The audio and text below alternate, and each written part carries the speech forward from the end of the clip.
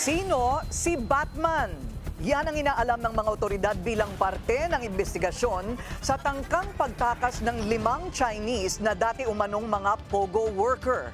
Tinulungan daw sila ng naturang Batman na makapag-backdoor exit sana papuntang Sabah.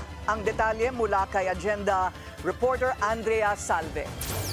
Sanib-puwersa na ang Bureau of Immigration at Philippine National Police sa pagtukoy sa pagkakakilanlan ng isang alias Batman. Siya ang tinuturong nangasiwa sa tangkang pagpuslit palabas ng bansa ng 5 Chinese fugitive na naaresto noong March 21 sa Tawi-Tawi. Sa impormasyong nakalap ng BI, naunsyami ang sanay pagtawid nila papuntang Sabah matapos masira ang sinasakyang speedboat at i-rescue sila ng PNP. Kasama sa mga nahuli ang 3 Pilipinong bangkero. Sinasabi po nila doon sa interview nila with PNP na inalok sila nitong certain Batman na ito para i-pick up yung mga passengers, but they had no idea that they were Chinese nationals. Sa pag-verify sa identification ng mga Chinese na pag-alamang dati pala silang mga empleyado ng Lucky South 99 Pogo sa Porac, Pampanga at nahaharap sa deportation. Malaking bagay para sa BI ang pagkakabisto sa illegal backdoor exit ng grupo. We're actually happy na nakikita at naka-highlight ito kasi it's long been a problem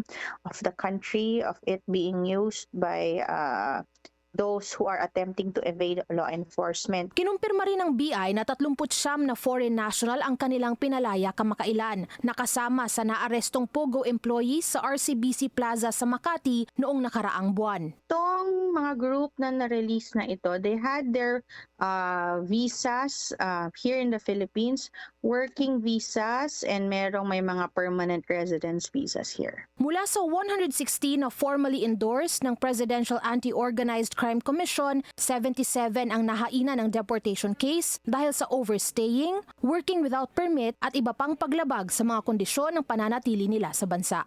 Aminado ang BI na kulang ang kanilang tauhan, hindi lang sa pagpoproseso ng deportation ng mga nahuhuling foreign national, pero ginagawa nila ang lahat ng makakaya para magampanan ang kanilang trabaho. Para sa Agenda, Andrea Salve, Billionaire News Channel.